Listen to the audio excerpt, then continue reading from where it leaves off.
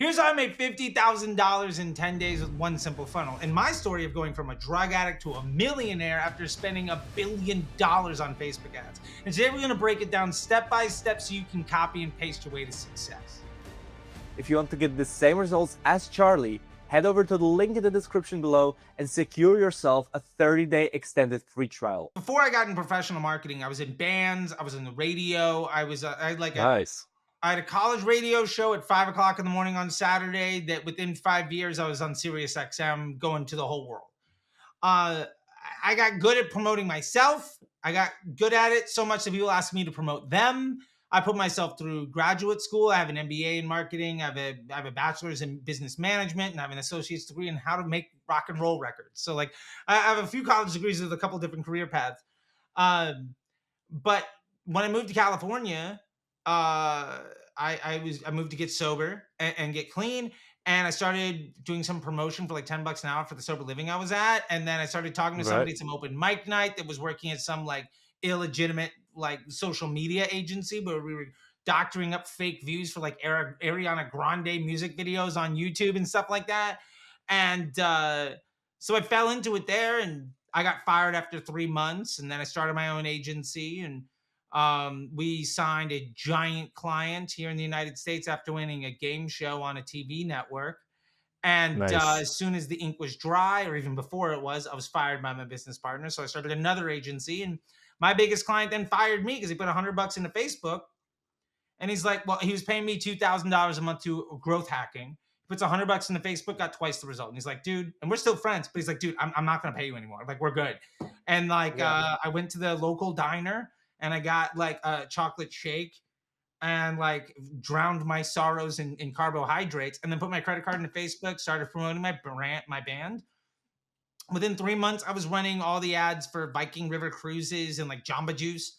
Within 6 months, I was doing ads for Jay and Silent Bob appearances at like Comic-Con. And within 9 months, I was supervisor of West Coast ads for a performance media company called Resolution Media, which is like Omnicom. I was spending $1 million a day for brands like Nissan and Apple and CBS and Henkel and Levi's and all of that stuff. So I went from nothing to 9 months later having $1 million a day budget. And it was funny. I didn't know how to use Outlook. I showed up wearing like torn rock and roll t-shirts and like baseball tees. I had tattoos and like cowboy boots and jeans. And everybody else is like wearing a suit. And I'm like, I only worked there for like 9 months. But I ended up getting fired from like every ad agency on that street. And the beautiful thing was, I was basically the smartest guy with the least amount of experience and the most amount of enthusiasm on a thing nobody knew what to do with. Because at the time, Facebook ads were brand new. Nobody wanted to touch Facebook ads. They wanted to do like Yahoo email placement banners and dumb stuff like that. Like Tumblr ads were more important. So nobody wanted to do what I was doing. For reference, what year are we talking about? 2013, 2014. Yeah. So like Facebook at the time, like I remember when the lead gen ad came out. I was part of the first 7 people to use a lead gen ad. Fun fact was for the 2014 Nissan Sentra. I remember it to this day because I wrote so many of the ads. It was the 2014 Nissan Sentra. And we ran ads using tier 1 marketing budgets. So that's a national budget to get leads for people for the local car dealership to call you up to set up a test drive. It cost us $50 to get a lead. 1 out of 2 leads bought a car for $25,000. So in the first week of a lead gen campaign, we were getting a 250x ROAS, which also tells you how nonsense return on ad spend is as a metric. Because the point is, like, that was super fun. And so, like, I remember when the conversion pixel was invented. And it feels very much like today, like, there were so many ad agencies that were trying to run click campaigns and refused to use conversion events. Like, they would have every single page and every single button had a different Facebook pixel on it. It wasn't the one pixel for everything. Like, the one pixel was like 30% of the industry just refused to do it. And most of those companies don't exist anymore. And then we saw the same thing in 2018 when they introduced advanced matching and the Power 5, which I got to be a part of building because I was one of the original disruptor brands. And like DPA ads and CBO and dynamic creative and all of that fun stuff. So I got to build and cost caps. I got to build some of the best practices for that back in 2017, 2018. And that was a fundamental shift. And the people that avoided, the people that still ran ABOs and audiences, I mean, people still this day try to push that, which is ridiculous.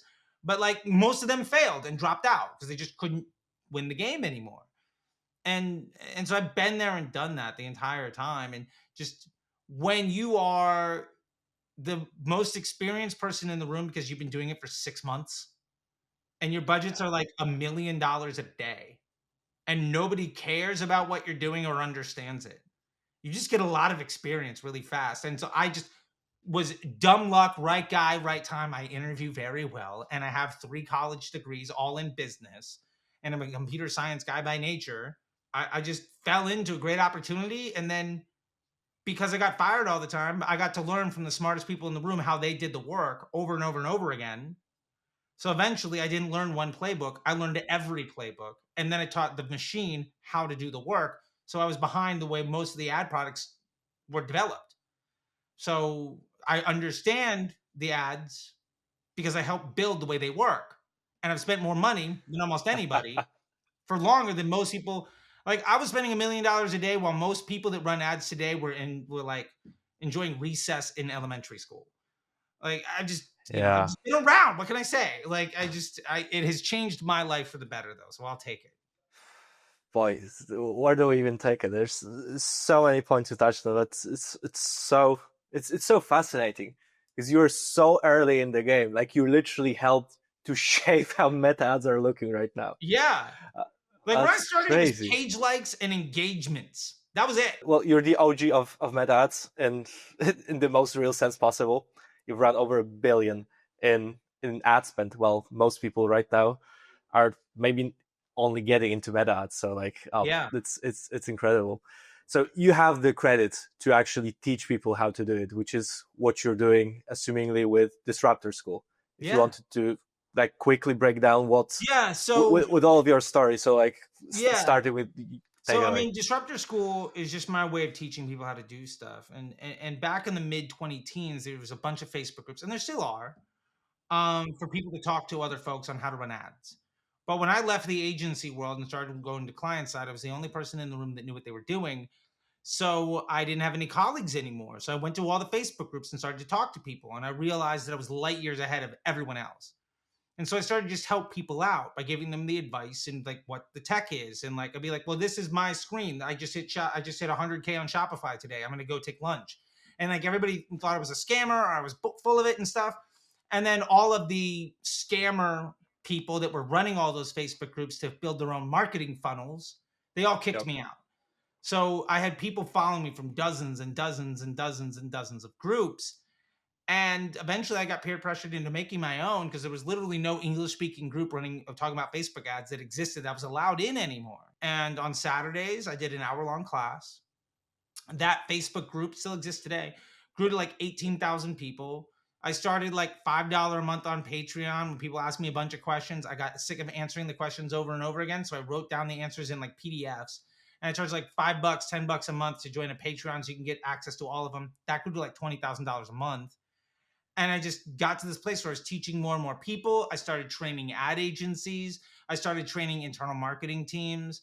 And it really got to the place where I got more equity deals with brands. I helped a lot of brands get exits. I helped people get to 9 figures. And I help people see success in different verticals and different niches and different businesses everywhere in the world.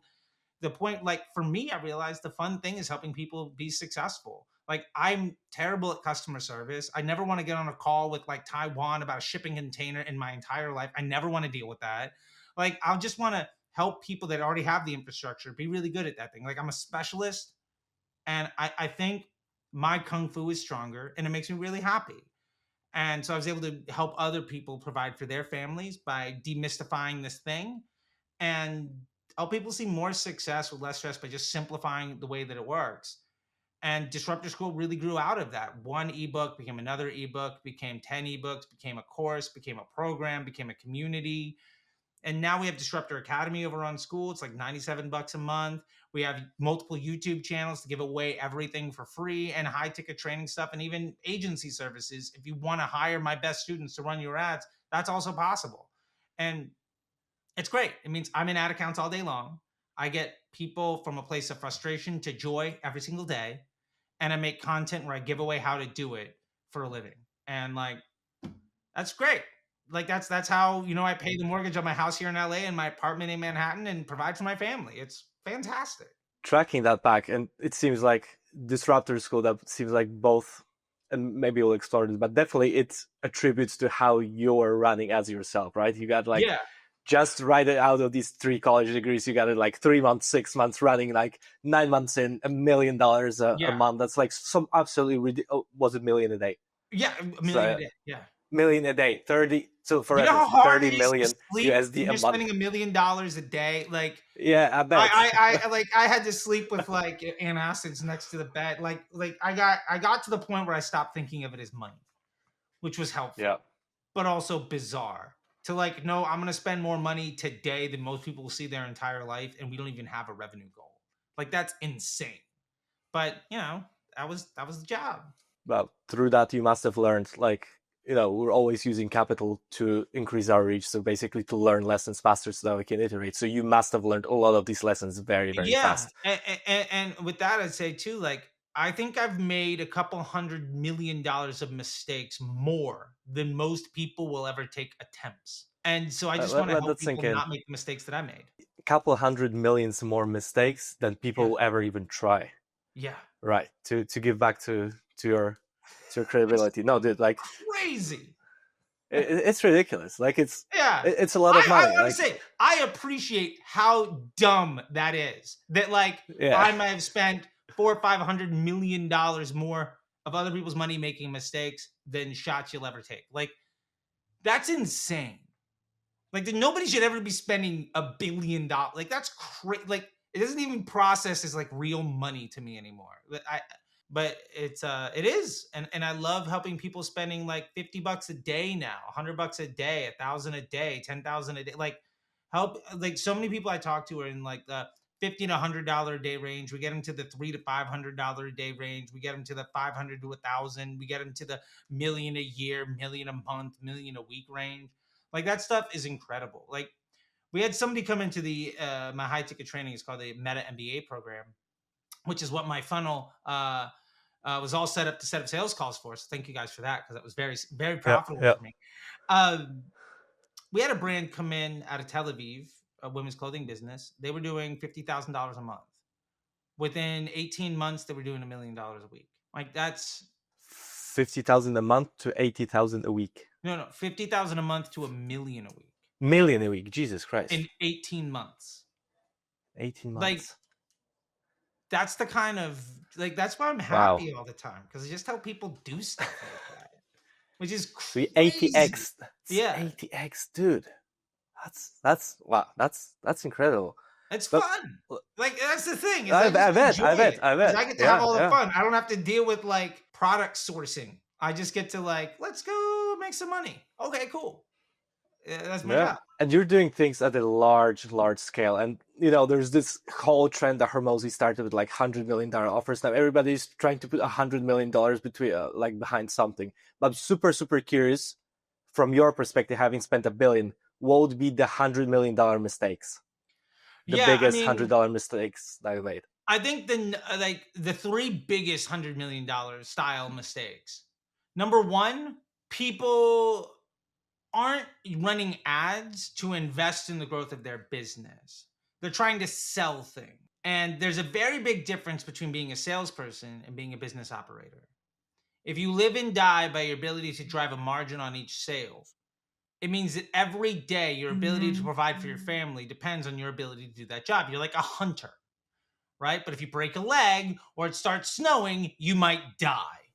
People lived in caves for hundreds of thousands of years based on hunting. Instead you look at your business as, I'm going to buy attention and then I'm going to monetize that attention. I'm going to turn that monetization into future cash flow. Now you have a business, and cash flow is the lifeblood of any business. If you can take some of that cash flow and invest in buying more attention, if you have that flywheel, you can scale a business. That's like farming. People went from living in caves for hundreds of thousands of years to building empires and like the pyramids and shit like that in a matter of like 10,000 years when they learned how to farm. I want to teach people how to be a farmer and get out of trying to be a hunter. Hunters brag about performance where farmers just cash much bigger checks. And I think that's a really big difference. And one of the biggest mistakes I see people make, they worry about last click, attribution, return on ad spend.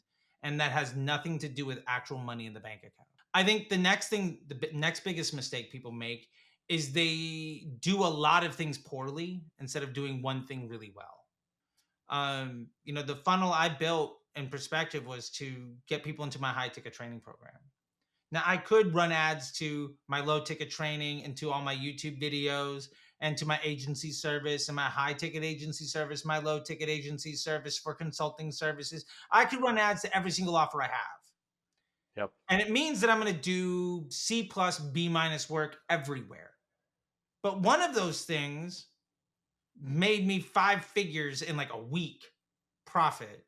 The other ones would have taken me a long time to hopefully get to 5 figures in revenue and maybe break even. The point is, I think people are investing their money and time and effort doing anything that makes money instead of the thing that makes them the most money. And you don't want to struggle trying to support 5 or 10 bad ideas. Do the thing that is most important for you. And that's, I think, what having a funnel is all about. I look at it like this. Focus all of your energy on the highest inflection point with the greatest return. Everything else is a ramification of what happens after that. But if your business needs ads to work, you have a bad business. What you should be using is the revenue from your business, the profits from your business, to drive more attention to the thing that gets you more money. Like, that's the way that it works. And simple ad accounts and simple business models make a lot more money than things that are really complex. Simple scales, complex fails every single time. And I think the third biggest mistake, and unfortunately, this is the most common thing that I see all the time when people come to me. Note this down, guys. Is they try to hack the machine. They're using a ton of audiences. They're using cost controls. They're doing all of this stuff that says, let me make the top of my funnel as efficient as possible. But the problem is social media advertising sits at the top of the funnel. That's the generation of attention and intent. Then you have intent-based marketing, like PPC, like Amazon, Google, stuff like that. Then you have inventory marketing, which is like email, CRM, right? So then all of that funnel gets somebody to your webpage. Somebody goes to your webpage and there's a conversion rate in AOV, and that gets one sale. The way your business makes money is when somebody buys a second time or stays on and doesn't churn from your software company or whatever. The second transaction is way more profitable than the first. The point is, the more efficient you make the top of the funnel, the smaller the volume of opportunity you're getting for all the other pieces of the funnel, the fewer people you're going to get from sale A to sale B. So the better your Facebook ads look according to your vanity metrics of last click attribution, generally speaking, the far less and volume of people you're getting to the more profitable transaction. And the more you focus on making your funnel smaller, the worse your bank account will look. 100% profit margin on $100 is $100. Yes. 1% profit margin on $1 million is $10,000. That's 100 times bigger. It's not about the margin. Margins don't pay bills. Dollars do. If you're not focusing on the dollars, what you're doing doesn't make any sense. Or euro, or rand, or pounds, or whatever it happens to be for your space, right? Like, to be fair, the world's global, right? So I'm an American, so I think about dollars, but I get it that there's more than that. It's all comes down to basically a currency, so money in the bank account. Rather than some volume of metrics. Money in the bank account is way more important than the margin on the money that you spend. And that's a very, very interesting point. So then to sum it up, the last part was hacking. So just trying to skim too much of the top of the funnel so that you don't even have enough people to make more money off of, because you have too little of an audience. When you're doing bid caps and cost caps and the most aggressive bidding models you can to get the margin of profit according to last click attribution on as many products as possible. The problem is you're not reaching new people nearly as much as if you avoided doing those things. So the way that cost caps and bid caps work is they are what we call predictive bidding, meaning they use the data you have to try to find more buyers. And that sounds great. The problem is it doesn't, if it takes the data set of 100 buyers to go find 20 more, tomorrow your data set isn't 100 buyers, it's only 20. It gets smaller and smaller. So the only way you overcome that is by raising your bids or launching more and more ads. Well, the problem is every new ad starts from zero. When an ad starts from zero, when you launch a new ad, the machine shows that ad to the core of your audience, the lowest hanging fruit. Just like when you launch a TikTok, it goes to the followers you have, 200 or 300 of them. And if they don't like it, it doesn't show it to anybody else. That's how social media works, organic and paid. So every time you're launching a new ad, you're basically just throwing a bunch of money at the bottom of the funnel. And when you scale, you're only scaling against the people based on the data you already have. The problem is, if you're only leveraging the data that already exists and launching a bunch of stuff at the bottom of the funnel, you're never going to get bigger. And the only way those brands really grow is by just having a good business model that is successful in spite of the advertising. And I think that that's really important for people to understand. And I get a lot of pushback from folks like, oh, I just run cost caps and make a ton of money. And the thing is, you do, according to attribution, and maybe your business grows 20, 30% a year.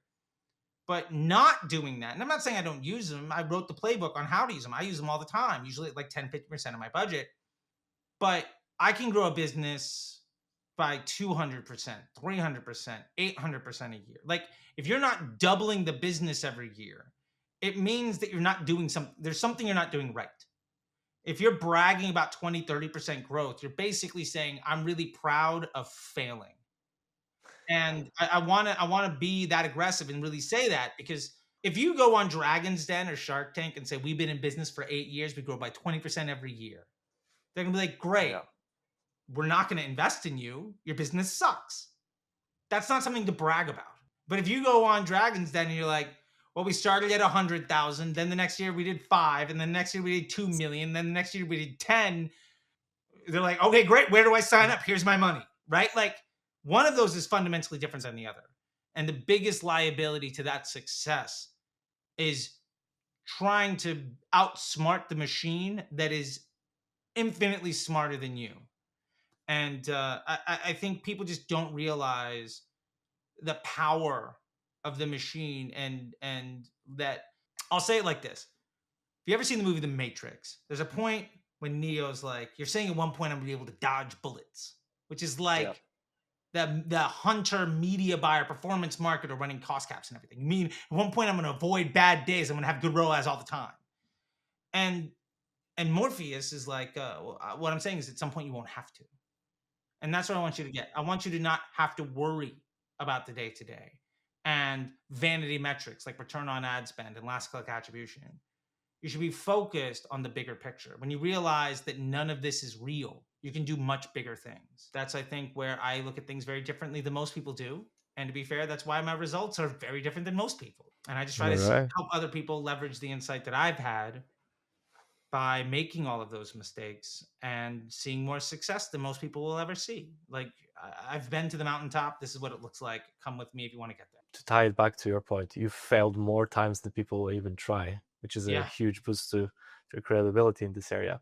To quickly sum up the $100 million mistakes that we've outlined, the three. First one that you pointed out to us would basically be trying to focus more on optimizing different metrics inside of your advertising, trying to get the perfect ROAS, trying to do perfect any other metric, insert here, cost per click or whatever you'd like, instead of focusing on actual cash in the bank. Just at the end of the day, what matters. Yeah, I think we have one scorecard, and it's the bank account. If my bank account is bigger than yours, I've won the game. Done. That's how it works in America. Yeah, that's it. That's the scorecard. That's it, right? Simple. So that's it. You can't look outside the money. If you want to make money, you can't really hack your top of the funnel and try to over optimize anything. And you also need to focus on doing one thing right instead of doing 10 things wrong or 10 things right-ish. But this is also something that you did, and it is super right. And as you said, for one client, you brought it from 50,000 a month to a million. What was it? The $1 million 50,000 a week. A million a week. There you go. So Yeah. like 4 million a month, just to make it even more. Yeah, we did about in 1 year we went from 50,000 a month to the next year we averaged around, I think we netted out around $54 million that year. 54 in it. Well, that's incredible. But these are right. And to be fair, that's a 6-person team, and our ads usually ran for months and months and months. I spent like an hour a week in the ad. There you go. And that's the leverage. That's the lessons that I've learned. And you've also got success with your own projects and with Perspective. And that'll be also something that I'll be super curious to hear a little bit more about. Maybe you want to share a funnel. Maybe you want to bring to the audience like exactly how you did it. Because as you said, like you focused on one thing, and that was the Meta MBA, the high ticket course that you're selling. And basically you were able to net 5 figures of profit in like 7 days with your Perspective funnel. Like I woke up, it was funny. And I mentioned this in a video on YouTube. I had automated the funnel, and I didn't know that somebody, like I was playing with my daughter, and just out of, just curiosity and just whatever, I wanted some, dopamine, and I opened up Shopify, and it's like, oh, look, 5 figures. I didn't even know that happened. I guess I gotta reach out to this person and say thank you and hook them up. Like I didn't even know. Like that's crazy. And I really appreciate the structure to make that happen. But operationally, like the way that somebody could get there is people are focusing on playing the wrong game. It is not find a way to get the attention of absolute strangers and get them to buy from you. When I went to business school, they told you make a good product, service, or offer, provide good customer service, charge a reasonable price, and over time, you're going to have a business. And you know what? The truth is that works. But I don't want to have a good business. I want to win the game. Right? Like that's what I'm about. Like I am motivated by like I'm going to win. That's it. Yep. That's my own insecurities driving that, right? And so with that in mind, instead of trying to talk to absolute strangers to get them to buy from you, which is like the most difficult thing in the world, build an audience that you can sell to. There's this great TED talk from Simon Sinek that says, start with the why, right? Build an audience that wants to engage with you, that's interested in what you have to do, and then provide them an offer, provide them the ability, right? IBM back in the day made the computer that had the numbers of like the hard drive and the speed and all of that stuff might have been good. By the way, you're not buying IBM computers anymore, right? Apple, on the other hand, said, we make your life fun. We make your life easy. We make it entertaining to be in the world, right? 1,000 songs in your pocket. We do that with this tool, but there's a lifestyle, there's an audience, there's a vibe. And if you can tap into creating that, then you're going to do a lot better at building your business. So for instance, what I did, and this is something I tell people to do all the time, I actually have a course video on it on the Disruptor Academy YouTube channel, which is free. I really prioritize the message and the quality of my organic social. So for instance, if you go to my Instagram account right now, it's me interviewing high-level operators like guys from Ridge and engineers at Facebook and Portland Leather Goods and people spending $500,000 a day, right? And it's me just saying, hey, what's your name, who you with, how much you spend, and you got a tip right now. Now, I've got access to all of these people. And thankfully, the guy that said $500,000 a day, his number one piece of advice was to listen to me, which was awesome. I appreciated that. There you go. But so I'm showing you my content. If you follow my Instagram account, because I'm interviewing people who are really good at this, that's because you want to be really good at this. Awesome. Well, by the way, if you want to get really good at it, I have a service for you. Another piece of content that I have is just testimonials, success stories of people that have worked with me. It's not a sales pitch. It's Bailey saying, I started a little agency. I was making $1,000 a month. After working with you 3 months later, I was able to get to $10,000 a month. So I've 10x my business. And by the end of the year, I want to 10x that. Awesome. Right? Like, so one piece of content is out there showing you that I'm somebody with access and I'm giving you help, but it's all built around the message of how to get better at marketing. The other piece of advice is the other piece of content is a whole bunch of people seeing great success because they've worked with me. Now, I'm not selling anything, but I'm earning attention. If you follow my Instagram account, it means you are running ads. It means you are trying to get better. It means you want to know how to do things. So then when I tried to sell my offer, like my MBA program, all I did was go after the people that had been to my website and engaged with my Instagram account. I built an audience of tens of thousands of people. And then I made an offer that was $15,000. And I said, I'm going to let 12 people work with me for 3 months. And I sold it out in 6 weeks. And I made 50 grand in like the first 7 days. And that's because I built an audience that wanted access. And then I offered them access for a price that meant I only dealt with the best people. That's how you make a business work. And you don't have to have high ticket stuff. Like my buddies that run Dad Gang, this like hat company. Their entire Instagram account is just guys wearing the hat with their kids or doing like baby announcement. If you are a father expecting or have a kid or something like that as part of your identity, they've now merchandised that part of an identity and built a community. If you want to be part of the community, you can buy one of their hats. If they spend their Instagram is like 250,000 followers. If they spend $100 a day or even $1,000 a day on ads, odds are the vast majority of those ads are going to be shown to people who are following that Instagram account or have been to the website. They're hyper profitable because they built an audience to sell to.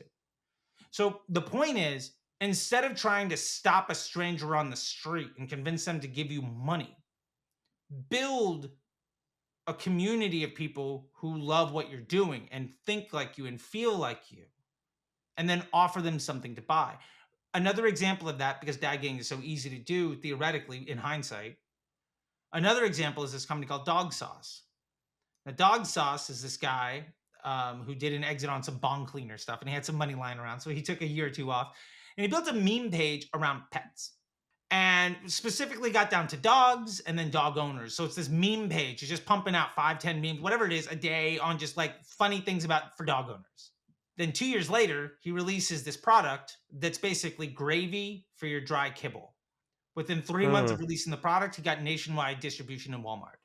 He built an audience of 150,000 dog owners and then provided a $20 product. Like, that's impossible to fail.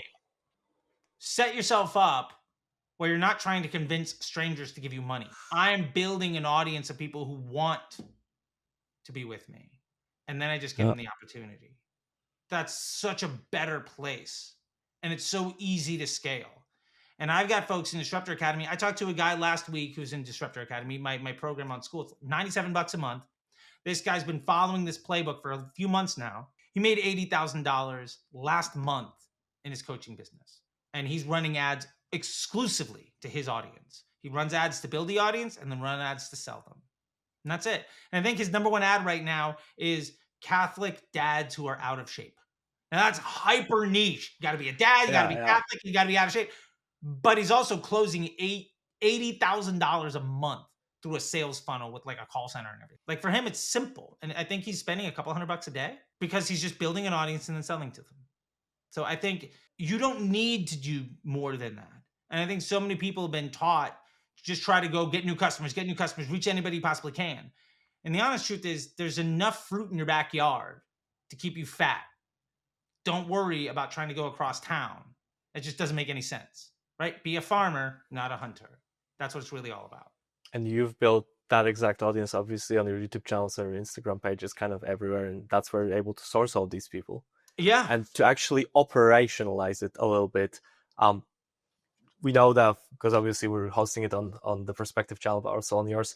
You've obviously run a Perspective funnel, and for the conversion event itself, like it's all about communication, about giving people clear messaging. Yeah. If you were to break down your funnel, what did it look like? How did you manage to convert that audience that was already super aware of you and super aligned with your mission to actually purchase the product with you and decide to work with you? If you have a funnel, by the way, if you have a screen share as well, I think you guys, we can pull up a funnel. I don't know if I have it like available here real quick, but if you go to the YouTube, I share my exact funnel on YouTube. So you can just hit copy and paste and literally just rip off my, maybe don't run ads to my website. I mean, you can, you probably make it yours, but you can copy my exact funnel, just copy paste your way to success, which I love. And I really appreciate that you guys have made it so easy for people to literally just rip me off. Like, just please steal everything that I've done. Yeah, like totally. I want you to do that. Like, I made it easy. That's my whole focus. Copy and paste your way to success. That's what it's all about. So, simply put, I made a very clear decision to teach people how to run ads and how to build a business where ads can work for them. I have content on YouTube. I've got stuff on Twitter and LinkedIn and Instagram. I have huge audiences where I've been helping them. What you get from that is me showing you all the stuff. And a lot of it is entry level stuff, and it's a one way communication. Entry level maybe isn't so. You probably watch Ben Heath, and then you graduate to watching Dara Denny, and then you graduate to watching me. And that's just where you are in the world. Fine. I'm not usually the first person that people watch because I prioritize hard work that makes the work easy, hard work that makes the job easy. Hard decisions now, easy life later. That's the way I kind of look at things. But other people will make it simpler to get going, right? I don't get you from a stop to a crawl. I'm the guy that gets you from a crawl to a run. Anyway, in my funnel, it was simple as saying, I'm opening up an opportunity for 12 people to work with me directly over the next 3 weeks. We're going to meet every single week. I'm going to bring you through all the standard operating procedures of how I run ad accounts, the way that I've trained ad agencies to get to $1 million months or more, the way that I've trained brands to fire their agencies, and the way that I've helped media buyers quit their agency job and make 6 figures on a laptop anywhere in the world. I'm going to teach you every single step of the way with one new skill a week for 12 weeks. By the end of it, you're going to be better than 98% of people. I only offer this with one-on-one access a couple times a year, and I'm doing it right now for the first 12 people. That's the sale. That's the offer. I price it high enough that only people who are serious come in.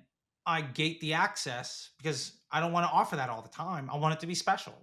And I think there's also something really important about the experience. You go through the Meta MBA that you're not alone, right? You're not just like passively going through somebody's course that you downloaded off the internet, or you got like Charley T course on Instagram, somebody ripping off my stuff and giving it to you for $30 or whatever. Yeah. Which happens, and I get it. But there's a complete difference between buying some course and going through it async and passively, and being with other folks that are learning all of the things with you that you're going to make connections with for the next few months and next few years. And by the way, when you do the MBA program, you have lifetime access to the community, and we have live calls every other week after that 12 weeks. So I've got people that came in 2021 that I still see a couple times a month. They're able to come in with their new problems and their new businesses, and they sold one business and they're exiting another one, and they're trying to do a service, whatever it is. So you are now part of a small, not basically what you're paying for is me to elevate you to be an equal amongst this super tier group of like this inside club. And then we meet every other week. The success rate we have is massive. Nobody that's ever done the program and done the work has ever asked for their money back. And I've had hundreds of people that have done it. And so the funnel is really just giving you access to be part of the in crowd. And I only let a few people in at a time. And I tell people all the time, like, my goal with my content is to make it so easy for you to run everything that you get to the place where the quality of problem that you have is so good that you're ready to pay me to help you get to the next level. And that's really the whole funnel. I make it easy for somebody to want to pay me more money so they can be more successful by eliminating every other barrier. And that's the difference in the organic content and the paid stuff. And I mean, yeah, we have so many like wins. It's crazy. It's just such a wonderful environment for me to just chop it up with really successful people all the time. With the audience that you've already built and all the work that you're usually doing with a funnel, if you're getting cold traffic, you're just trying to ask them strategic questions to get them through direct response. Maybe they know about your brand, maybe they don't, but trying to get them to do an action. All you did is basically you had your own organic traffic and you're like, hey guys, you already know me. I know you already will buy from me. So here's the catch. Not all you can buy from me. So those who want to better be quick.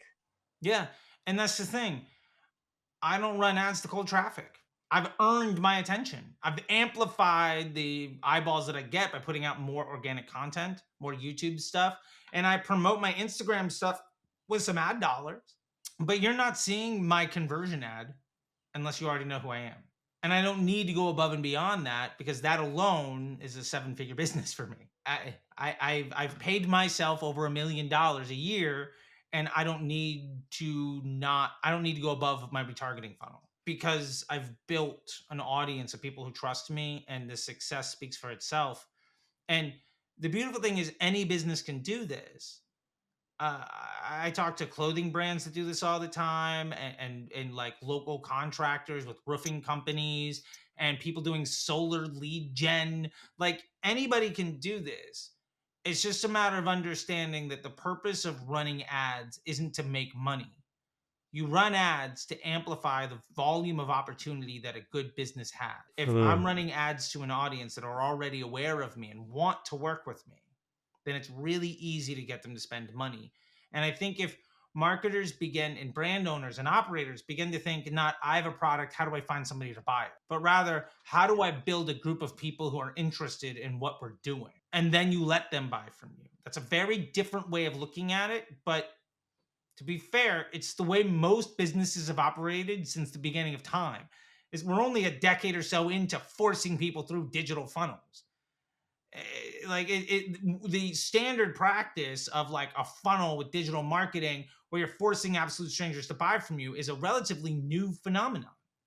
And the people that rely only on doing that struggle constantly.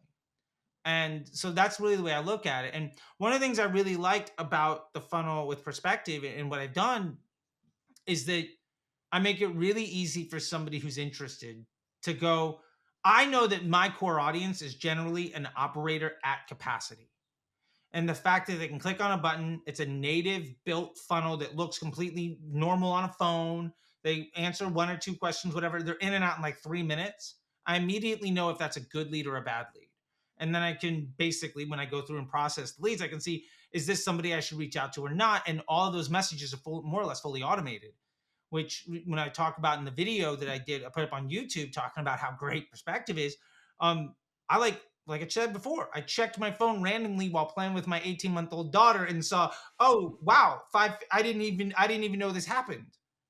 Like the fact that I'm automating the generation of 5 figures of revenue because I built an audience of people clamoring to work with me and then gave them the opportunity to do so. That's how it works. And I get that I have an unfair advantage because I've been doing this for a long time, but anybody can do this. And if you start by saying, this is how I want to get things done, you're going to have that unfair advantage over anybody else that's starting the day after you do. And it's a lot easier to be successful when you start doing the right things early. So it doesn't mean that you're screwed because you haven't been thinking about it in this way. I hope this means that you found a better way to do things so you can get to success faster. And anybody can pivot at any time. And if you look at my funnel, it's not complicated. It's like 4 or 5 questions, and I'm qualifying you. And this is something for people running funnels that I really want you to understand is if you take all the responses from everybody in your funnel, and you can do multiple choice. I recommend multiple choice, but you can also do like texting. I think letting people type in an answer is great, but it's also the reason most people don't finish. I think multiple choice is a lot faster. Just convert the completion rate is a lot higher. What you're going to find is the answer to each question has a monetary value. If you're coming in to join the MBA program, if you're not spending, there's a question of how much money you're spending on ads right now. Like, what is your daily ad spend? If it's $0, that lead, I know you're basically worth nothing because that person's not going to pay the 15 grand to learn how to do stuff, the 20 grand to learn how to do stuff. But different responses have different monetary values. I can begin to optimize my ads to the ones that get people to respond in specific ways. And I can change my messaging to get more of the people that complete to answer those questions that are worth more money. And what I found was if you're spending generally if you're spending at least 500 a day to 2,000 a day, you're worth, to me, like your close rate is astronomical. And if I can buy that lead for a couple dollars and it's worth a couple hundred, I'll gladly do that all day. I think I got 150 some odd leads through what I did, and I got 12 people to buy. I think I only, of the 150 or so that went through, I think 40 of them were qualified.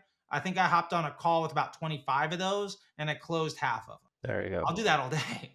Such a funny thing.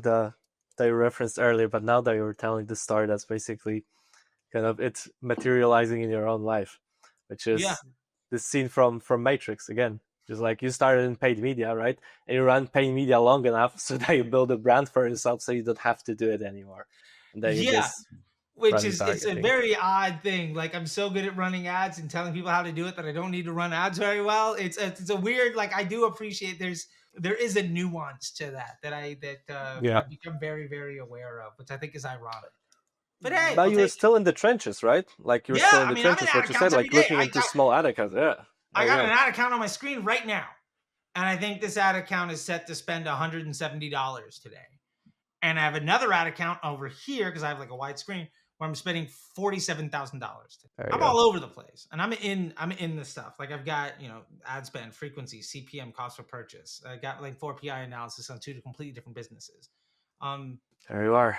Look, Charlie, we're not finishing the podcast yet, but we've gone through a lot of things, going through basically your story and how I became one of the most known names for people who are trying to get their ads from 1 to 10 rather than from 0 to 1, which is where most of the content around YouTube is probably about. But before we hop off this call, there's also a tradition that we're doing here, which is running a few rapid fire questions, which is going to be super, super tactical. And it's going to be a one-line question. Give me a one-line answer, and let's go through a few of them. All right.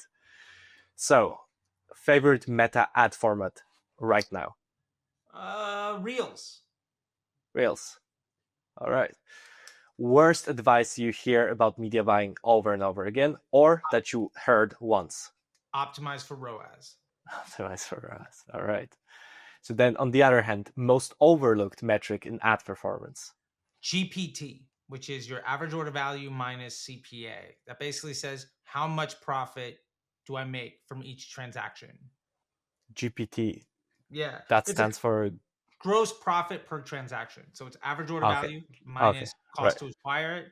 That tells you not by margin of percentage, but by margin of actual absolute value, how much is this sale worth. And that will fundamentally change the way you look at your entire business. I guess especially in folks with lower gross profit, right? Selling physical goods. Yeah. For us in software, it's like something we don't really look at, but like if you're selling anything remotely physical, you got to calculate it. Yeah, and even with software, if you've got a quarterly plan, a monthly plan, and an annual plan, knowing what ads get people to sign up for the annual versus the monthly is great. And I do that with the software company right now. They started at $15,000 in February. We're midway through June, and they're at $120,000 in rev this month. Yeah, that's what we're looking at. Like that was. We meet for 45 minutes a week. I think I do about an hour of work on that account a weekly basis. It's fun. It's easy. Yeah. Yeah. There you go. That's what's going on today. You know, I had that call with the client yesterday, top of mind. Yeah.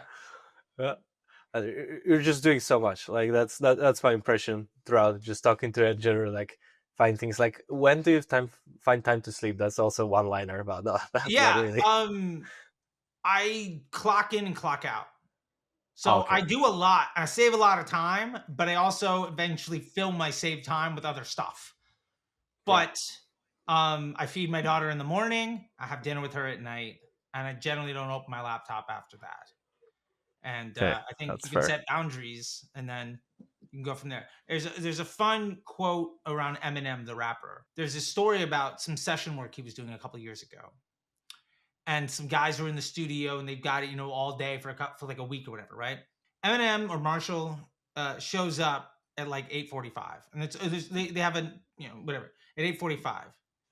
He comes in, has a coffee or whatever, water or something, and sits down, and like they start playing music, and he's writing his notepad, and he's like rapping, he's doing whatever, and it's like 12 o'clock. His like alarm goes off on his phone, takes off his headphones, and he leaves.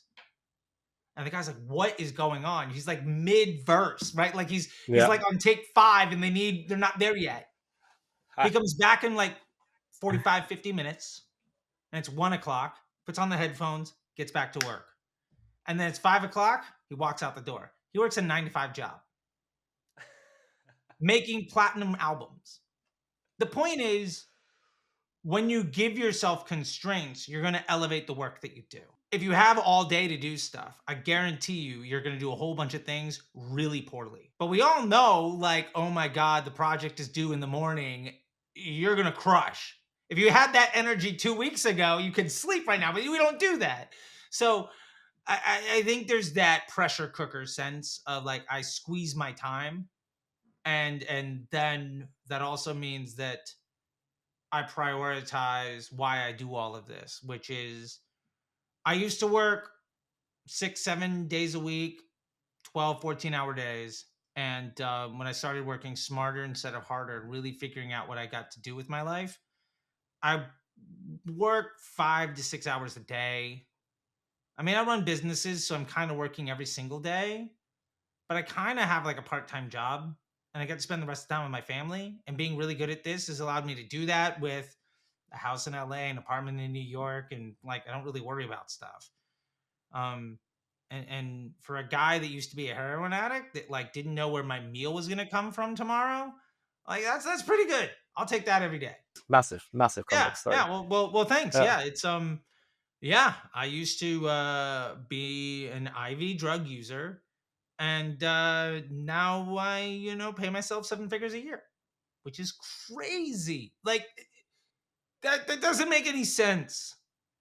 And if I hadn't have lived it, I wouldn't believe it, and I definitely don't recommend anybody follow my career path. Just learn from the mistakes that I've made, because yeah, you don't need to wait 12 years to get to that place. You could do it in 12 months. there you go. And that's what you're teaching. Yeah. One last thing before we properly wrap it up is actually a ritual that we have on this podcast, which is every guest leaves a question around the future of marketing for the next guest, not knowing who that person is going to be. Ooh. So Okay. the question that I got from the previous one, and we'll ask yours of the record afterwards. The question I got for you is, with the trend of Meta seemingly trying to automate the entire process of client acquisition, and with this vision that maybe in the future we'll just be able to bid for the already converted lead with AI taking over everything, where do you see the place of Meta ads agencies 5 years from now? Yeah.